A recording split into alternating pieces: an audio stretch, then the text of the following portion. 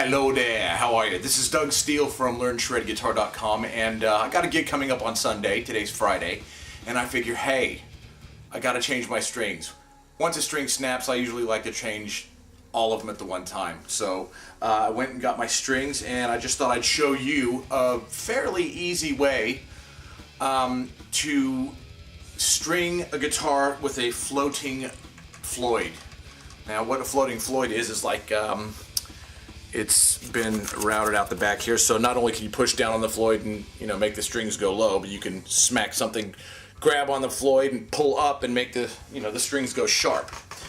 And it's a bit of a balancing act. I mean, basically because it's floating, it's a balancing act between the strings and the springs. So that's why when you snap a string, it all goes haywire, the whole guitar goes out of tune and all that shiz. What I do is, I tune the guitar first, and I basically take one string off at a time, retune the guitar, and then keep going until all 7 strings are done. And usually it takes about 15 minutes, and there's not a lot of dicking around. So what I usually do is I obviously take the Allen key and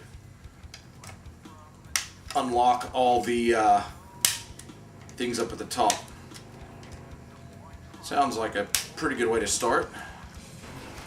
Grab your tuner, whatever you use to tune with. I use my Korg metronome. Find the A440.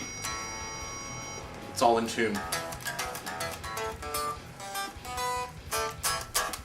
Cool. And I just pretty much take it off. Cut off the ball of the string. Yeah, and try to keep all your little cut off string remnants in either a bag, or because you don't want to drop those on the floor. You drop those on the floor and you step on it, and that is not a nice feeling. Waste not, want not. I usually have a lot of slack up here at the top in case I do snap. I can easily, and it's usually snapped down at the bridge, and I usually just loosen that up, pull some down, put it back in, and I can at least play the rest of the gig. So yeah, I get it to maybe there, maybe that much. Get the old ding-a-ding-dang-dang, tighten that bitch up, and to tighten you should be turning the tuning key counterclockwise if you're looking at it. You know what I mean? I have a couple students that are actually putting their strings on backward. I don't know if that has any effect to the guitar. Probably not, but it'd just be a bitch to tune, I think. Well, it is when I have to tune their guitars. I cut off the excess. Bing. Oh. Cool. Now I got the low B string on and just the rest of the strings. And then I just quickly retune the guitar.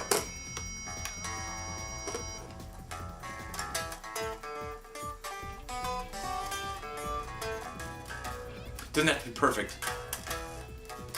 Now, if you want to stretch the string, feel free. You can always loosen it up and kind of go pull, pull, pull, pull, pull, pull, pull, pull, pull, up and back. I just kind of hit notes in vibrato, chromatically up the neck.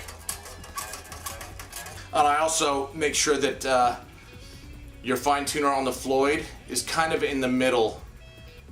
If you have it too tight, you can't really go sharp with it. If you have it too high up, you can't really get any lower with it. So it's nice to have it in the middle. See, look at that. It's already come out of tune.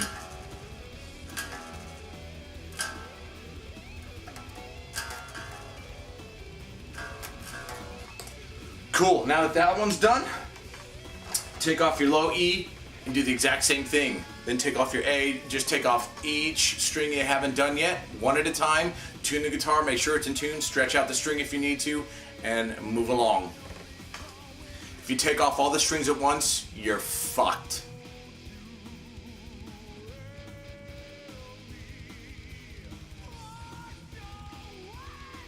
That's it, the guitar's tuned. And what I'll do is I'll keep it unlocked for, I don't know, half hour, hour. I'll just kind of jam around with it, constantly retuning, and then before I go to rehearsal tonight, I'll lock it, retune it with the fine tuners down here at the bottom, cha-ching, and it should be ready to rock. I've got the gig on Sunday. It'll be nice and, you know, stretched out, broken in, yada, yada, yada, and it should be a great night. I really hope that helped. If it didn't, I'm sorry. What can I do?